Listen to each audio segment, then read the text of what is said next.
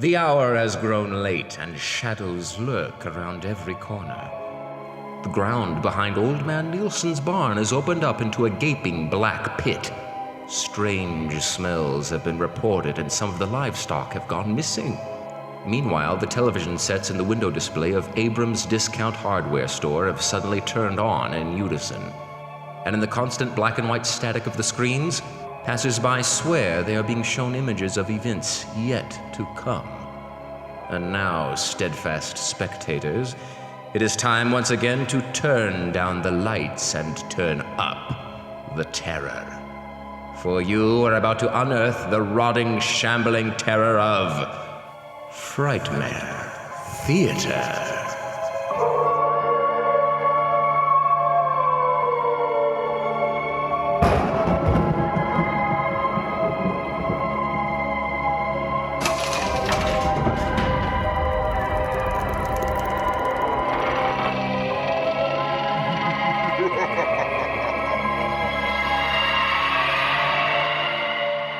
Good evening, my little boys and ghouls, and welcome to another grisly episode of Frightmare Theatre. I am your nightmarishly noxious host, Dr. Necropolis. Tonight, my little beasties, we are in for a truly terrifying treat. A scrumptiously sinful souffle of shuddering shocks to send shivers down your spines. But first, it is time now on Frightmare Theatre for Letters from Beyond!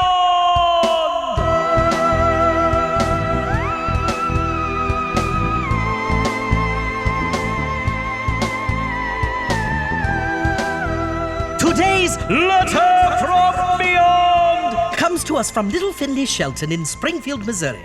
He writes, "Dear Dr. Necropolis, I love the show." Well, that's sickly sweet, little Finley, we do too. I would kill to be on your show. Well, let's hope it doesn't come to that, little Finley. My mother says that watching scary movies and growing up to host a horror radio show is the asinine dream of a diseased mind. Well, that's a bit of a backhanded compliment, isn't it? Got the giggles, do we, Agnes, dear?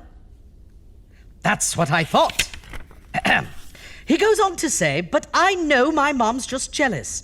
I want to grow up to be a doctor just like you and have an old lady forced to play the organ for me. Old?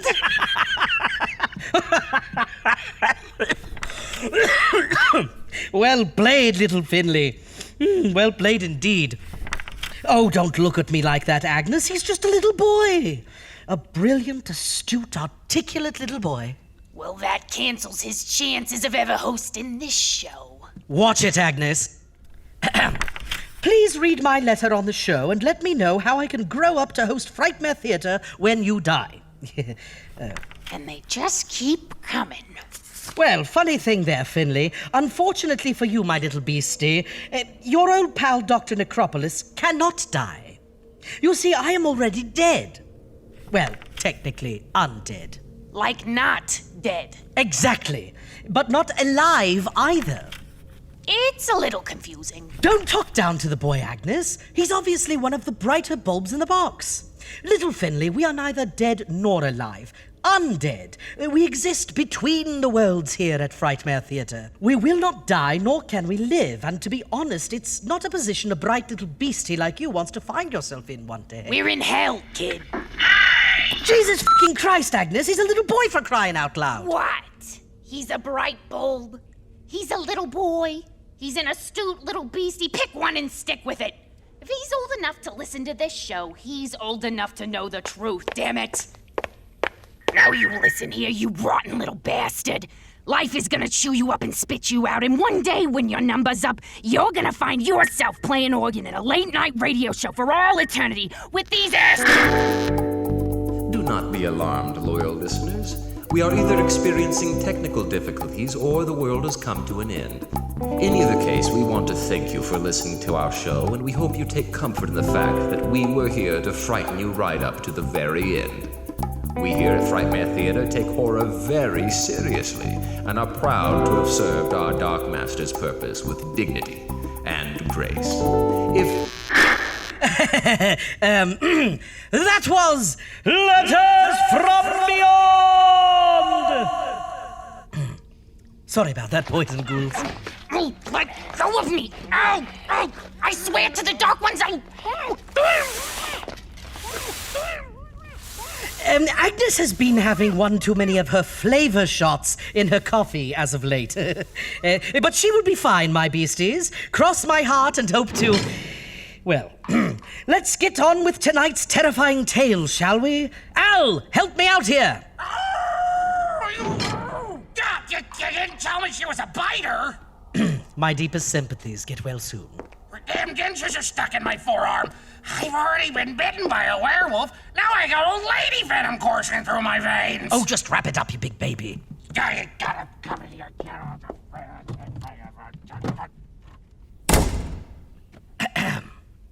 Are we all set then?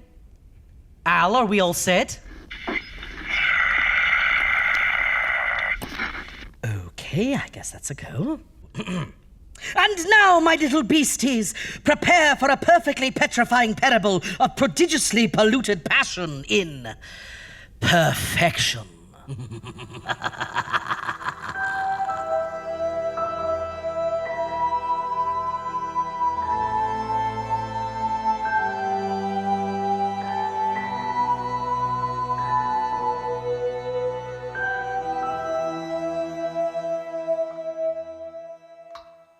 Do we have to do this?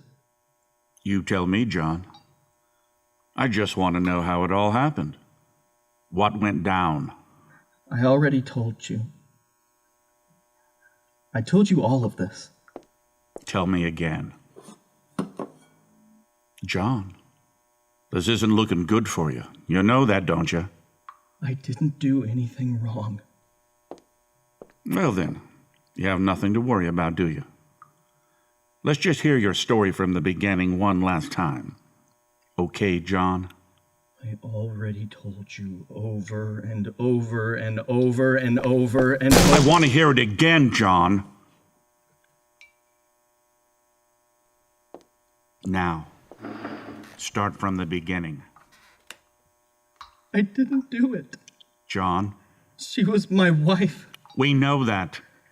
How could you think that I had anything to do with this? John, who else? I loved her. Damn it, boy, you're making me lose my pleasant demeanor. Now answer the goddamn question. What do you want me to say? What happened that night, John? How did you two get into the woods, John? How did it all go down, John? How did that beautiful young girl die, John? I can't do it. I can't do this. Come on, John. This is your only chance now. Tell me. We were going away for the weekend. Who's we again? Me and Annie and... Who else, John? Who else? Think real hard before you speak, boy. It was only my wife and me. There were others that were planning on going, but Annie and I wound up going alone. Why? Why? I don't know. They canceled. The point is, it was only the two of us out there, for all I knew. Just the two of you? For all I know. Then what happened? Like I said earlier, we drove up to go camping and sort some stuff out. What stuff? Just personal stuff. It doesn't matter. We'll see about that. Elaborate. She was doing real well at her work. I had this promotion offered to her, and... Promotion, huh? Yeah. And... And what, John? How the hell am I supposed to tell you anything if you keep interrupting me? Wrong answer, John. Now look what you made me do. John. Johnny boy, you are making this harder than it ought to be. I want you to tell me again how you came to find her. I want you to answer any question I feel like asking, and I want you to do it with a smile. Do you understand? John? Yes, sir. That's better. Now, tell me everything you remember about that night.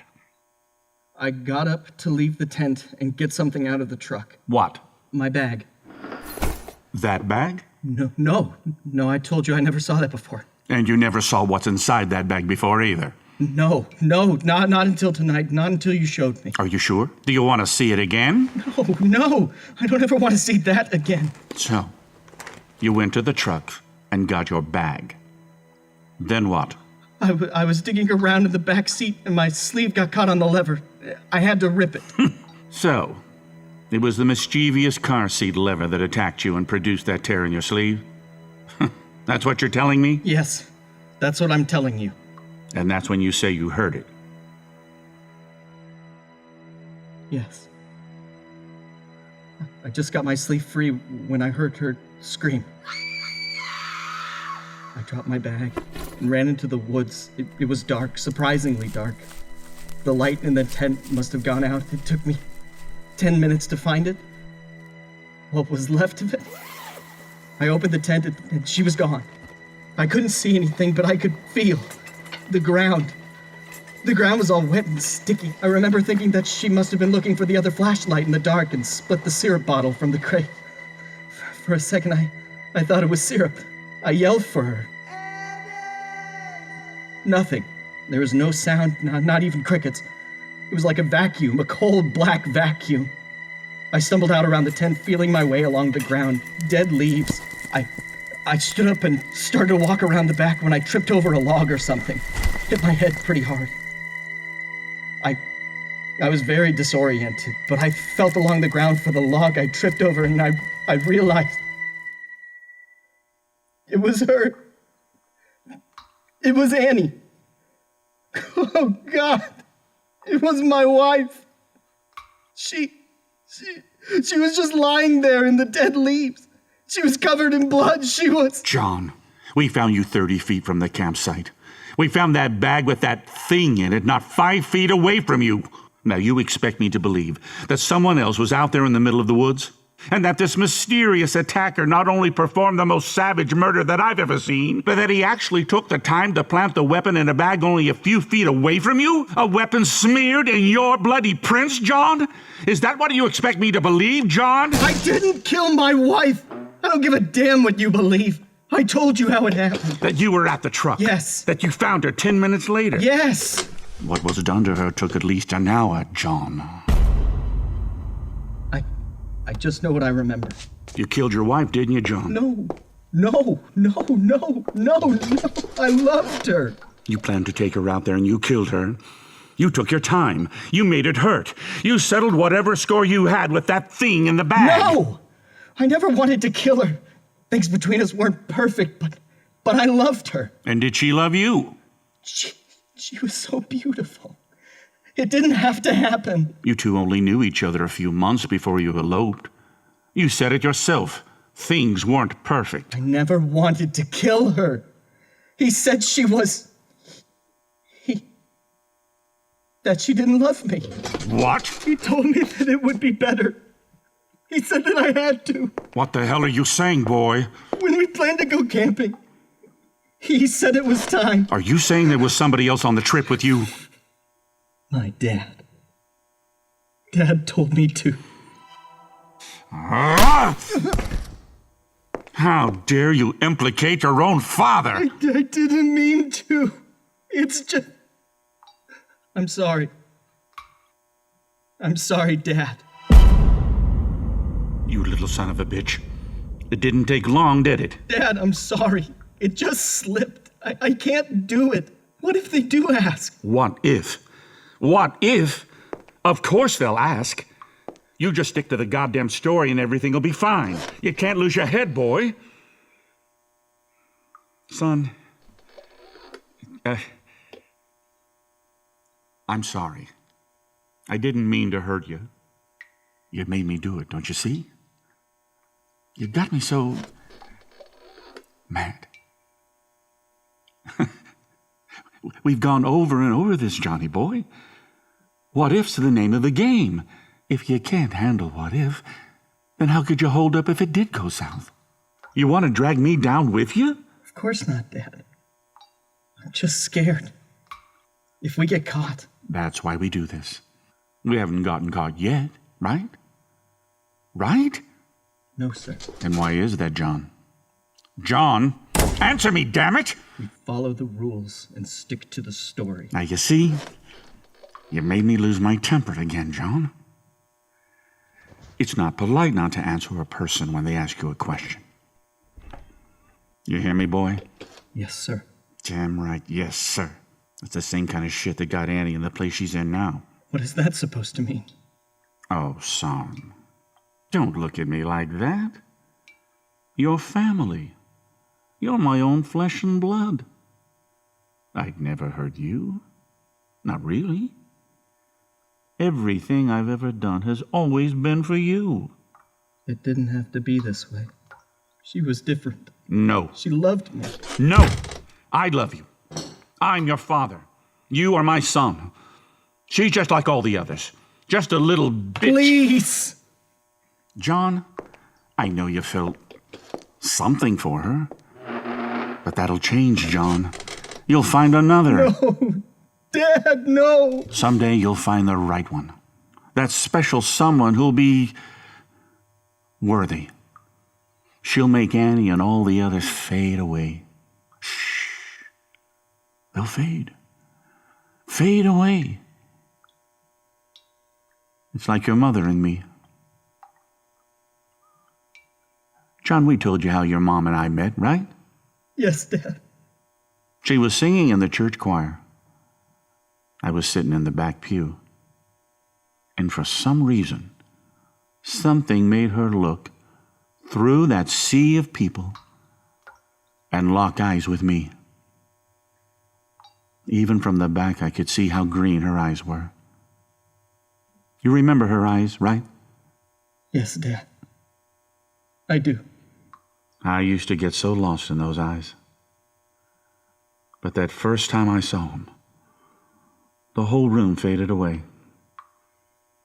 Even the voices of the choir went away, except hers. Her voice soared through the air and pierced me. It pierced right through me. She always said she never believed in love at first sight. Not until that day. Soon as I looked into those deep green eyes, I knew. I knew she'd be my wife. And I'd be lost forever. No more me. Just us. And I didn't care. Because, John, I'd found perfection. Dad, are you all right? I miss her. I miss her so damn much sometimes. But, John, it was worth losing her. I'd lose her again and again as long as it meant that we got to feel what we felt. That level of harmony. Oh, it's worth everything. And that's all I want for you, my boy. Perfection. It's not too much to ask. Hell, that's why any of us do what we do. Sure, we make mistakes on the way. But in this life, John, my boy, we must always strive for perfection. I know, Dad. Dad, are we going to hell? No. No, son. God understands. God is love. But, Dad, she did love me. She said so. How could God ever forgive me for destroying that? She could never give you the kind of love you deserve, boy. Not her.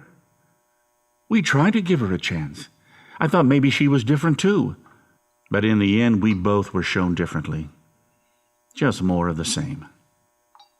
In the end, we both knew what had to be done. Yes, Dad. You're right. I'm just so tired. John, you always get like this. Worrying about everything. What if someone finds out? What if you're going to hell? What if they find out about the others? What if? Worrying makes you weak, dulls your senses. Look at me, boy. I don't worry. I don't ponder the what-ifs. I have the courage of my convictions, and I am able to see every angle because of it. We've been through this time and time again. Oh, those disgusting leeches who tried to mold you into what they wanted you to be. Those sluts who used their womanly ways to cloud the purity of your mind. Those pigs who wanted to take you away from me, from the life your mother and I built for you. And Annie is no different. Don't you see? Stop with the what-ifs, John. We planned it out perfectly. No one will find her body, just like no one will find the others. Yes. Okay, Dad. They haven't found the others yet, have they? No. And if they get too close for comfort again, we'll just move on. The plan works. The plan has kept us safe thus far, and one day, the plan will pay off. You'll find the right person to share this life with. Someone who won't pressure you or try to change you. Who'll understand that your needs are just as important as hers. And we'll be able to finally rest. To settle. To put the plan aside and just live. Really live. Doesn't that sound nice, John? Yeah. Stop planning. And rest. Hey, you remember what your mama and I'd sing to you and we'd rock you to sleep? Yeah. Put me out every time. My girl, where will you go? I'm going where the cold winds blow. In the pines, where the sun don't ever shine, I will shiver the whole night through. I love you, Dad. John, well, It's okay. I know how you feel about me. Oh, hi, guys.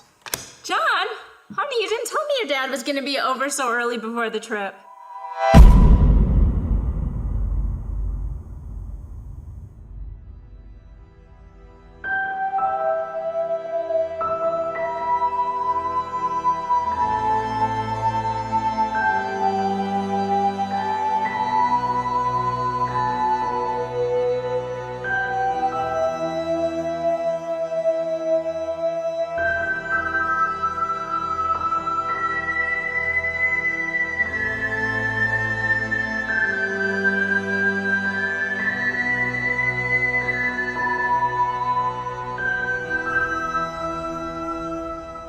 You see, Agnes, this is precisely why I never got married. Because you were afraid your lover would secretly plot your gruesome murder with the deranged father? Tale as old as time.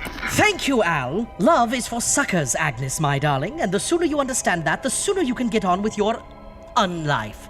Really? Well, such as it is. You get the point.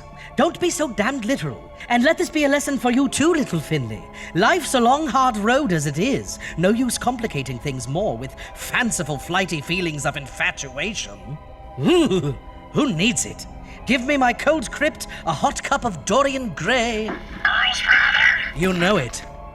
And of course, just give me the ability to binge Night Gallery episodes for eternity, and this doctor is one happy camper. Camper. Nice. You see what I did there? Tacky. Who's Well, that's all the time we have for tonight's episode, boys and ghouls. We do so hope you enjoyed this perfectly putrescent parable. I am your hysterically humorous host, Dr. Necropolis, and this has been Frightmare Theatre. We shall see you again next time, but until then, good night, sleep tight, and don't let the love bugs bite.